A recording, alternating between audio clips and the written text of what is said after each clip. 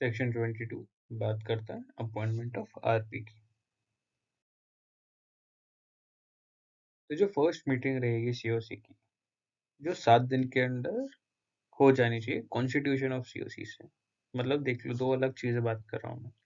पहला होता है कॉन्स्टिट्यूशन ऑफ सीओसी। वो कौन करता है? वो करता है आईआरपी। और वो कैसे किया जाएगा? वो सारे जो क्लेम्स है उनको लाएगा, उनको कोलेट करेगा और डिटरमाइन करेगा सबके क्लेम्स, एक कॉन्स्टिट्यूशन करेगा सीओसी। उसके बाद वो बनने के 7 दिन के बाद आप करते हो पहली मीटिंग। अभी जो पहली मीटिंग होगी उसमें सबसे पहले डिसाइड किया क्या जाएगा? उसमें डिसाइड ये किया जाएगा by majority vote of not less than 66%। समझा? मतलब अगर डिसीजन लिया जाएगा तो उसमें कम से कम 66% अप्रूवल रेट होना चाहिए। राइट? अब पहली मीटिंग में ये डिसाइड किया जाएगा कि जो ऑलरेडी एग्जिस्टिंग आईआरपी है, जो अभी सारे काम कर रहा है, जिससे सारे काम किए जा रहे करवाए जा रहे हैं, क्या वो ही आगे आरपी जैसा काम करेगा, या हम इसको बदल के कोई नया आरपी लेके आते हैं? समझा?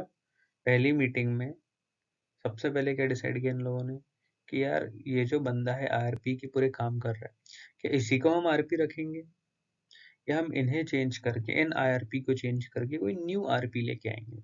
ये डिसाइड किया जाएगा। डिसाइड करने के लोग वोटिंग करेंगे, और वोटिंग में कम से कम किसी भी डिसीजन के लिए कितनी मेजोरिटी होनी चाहिए? 66% की मेजोरिटी होनी चाहिए कम से कम। ठीक है? अब where the committee of creditor resolves that, पहला दो चीजें डिसाइड होगी, या तो to continue IRP as RP, बराबर, तो जो आईआरपी जो एग्जिस्टिंग बंदा है जो काम कर रहा है उसी को आरपी के लिए करेंगे। ऐसा करेंगे तो हमको क्या करना पड़ेगा? हम उसको उस बंदे से कंसेंट लेना पड़ेगा। उसका कंसेंट किस में रहेगा? इन फॉर्म डबल ए, बराबर। It shall communicate its decision to that person, the corporator and the adjudicating authority. मतलब वेरी सिंपल, सीओसी ने मीटिंग बिठाई। पहली मीटिंग है इनकी। पहली मीटिंग कब हुई इनकी? कॉन्स्टिट्यूशन ऑफ सीओसी के 7 दिन के अंदर। इनकी मीटिंग में इन्होंने डिसाइड किया, पहली मीटिंग में पहला एजेंडा कि भैया ये जो आईआरपी काम कर रहे हैं इसको रखेंगे या नया आईआरपी लेके आएंगे। तो बोला कि यार जो भी डिसाइड करोगे कम से कम 66% वोटिंग होनी चाहिए। इन्होंने लिया डिसीजन। डिसीजन दो हो सकते हैं, या तो जो एग्जिस्टिंग आईआरपी है उसी को हम आरपी के समान रखेंगे। अगर हम वैसा करते हैं तो ऐसे केस में उस आईआरपी का कंसेंट होना चाहिए कि वो आरपी की जैसा काम करना चाहता है। उसका भी तो कंसेंट लेंगे ना। उसका कंसेंट लेंगे तो कौन से फॉर्म में लेंगे? फॉर्म डबल ए में लेंगे। अच्छा, जो हमने डिसीजन लिया था वो हम डिसीजन किस किस को बताएंगे सीओसी ने कि हम ये एग्जिस्टिंग आईआरपी को काम कराएंगे? वो देंगे भैया जो आईआरपी है पहले उसको तो बताएंगे ना। उसके बाद कॉर्पोरेटर को बताया जाएगा, उसके बाद एडजुडिकेटिंग अथॉरिटी को। क्योंकि हम लोग कंपनी है तो हमारे केस में एडजुडिकेटिंग अथॉरिटी कौन हुआ? एनसीएलटी। तो एनसीएलटी की अपैलेट अथॉरिटी कौन हुई? एनसीएलएटी। और एनसीएलटी की अपैलेट कौन हुई? Supreme court. गुड।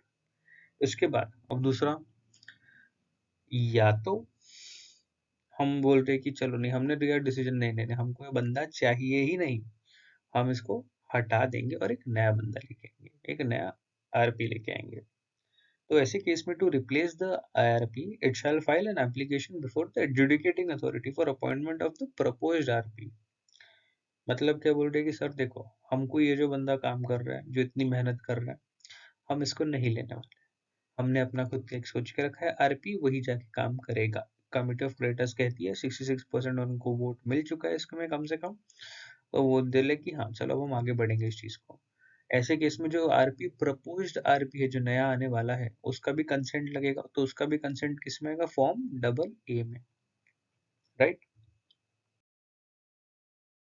अब जो एडजुडिकेटिंग अथॉरिटी को हमने फॉरवर्ड कर दिया एप्लीकेशन, अब एडजुडिकेटिंग अथॉरिटी क्या कहेगा कि हाँ, वो बोलेगी कि चलो ठीक है, अब हम किसके पास जाएंगे? हम जाएंगे बोर्ड के पास। तो एडजुडिकेटिंग अथॉरिटी वो आरपी जो प्रपोज्ड है उसका नाम लेके जाएगी बोर्ड के पास। बोर्ड जब भी बोला जाता है मतलब कौन? मतलब आईबीबीआई। आईबीबीआई के पास जाएगी और फिर आईबीबीआई को कंफर्मेशन भेजना पड़ेगा कि क्या ये बंदा आगे जाके आरपी बनेगा कि नहीं बनेगा इस कंपनी में। तो बोर्ड बेसिकली क्या करती है, वो चेक करती है कि इसके अगेंस्ट कोई डिसिप्लिनरी एक्शन है कि नहीं है, इज ही प्रॉपरली रजिस्टर्ड, सारी चीजें है कि नहीं है।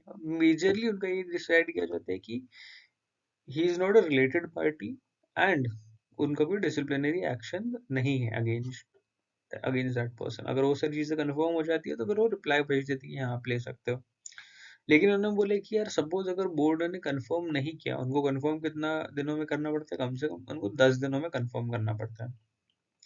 अगर बोर्ड ने 10 दिनों में कंफर्म नहीं किया तो ऐसे केस में क्या होगा, जो एडजुडिकेटिंग अथॉरिटी रहेंगी वो ऑर्डर दे देंगी कि देखो आपको रिप्लेस करना था, हमने बोर्ड को नाम भेज दिया, बोर्ड का कंफर्मेशन आने का है, तब तक क्या करेंगे, तब तक रोक देंगे कि काम 180 दिन का तो टाइमर चल रहा है।